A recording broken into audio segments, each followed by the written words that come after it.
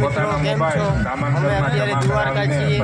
અમે અત્યારે સમજી લો ને કે આપણે આ ગેટ છે ને ત્યાં ઊભા છે અત્યારે સવારના 6:15 વાગ્યા છે. હોળીના પર્વ નિમિત્તે ટ્રાફિક જોઈ લો.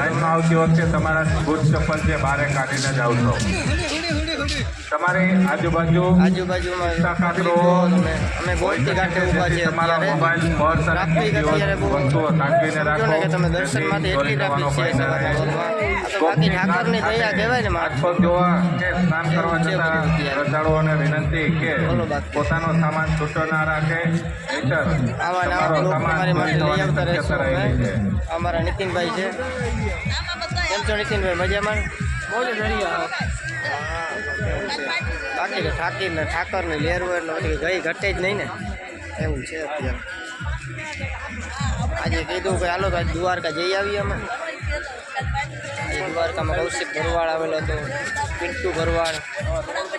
આજે થોડા ઘણા પ્રોગ્રામ હતા એટલે આજ નીકળીએ એવા આ બાજુ છે. શાંતિથી ઠાકરના દર્શન કરીએ એટલે એવો તો લાભ ક્યારેક મળે ને આપણને. તમે પબ્લિક જોવો, ખાલી ભીડ જોવો તમે ખાલી અત્યારે જોવો. આજે તો પબ્લિક હાલી જ આવે છે અત્યારે. તમે ખાલી પબ્લિક જોવો અત્યારે. આજે તો પબ્લિક દુનિયાની હાલી આવે છે અત્યારે, છે ને.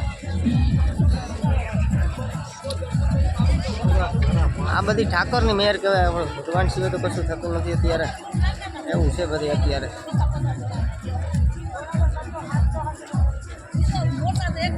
હાલો આજે એક વિડીયો મૂકીએ યુટ્યુબમાં, આપણે દેખાડીએ પબ્લિકને કે જુઓ દ્વારકા.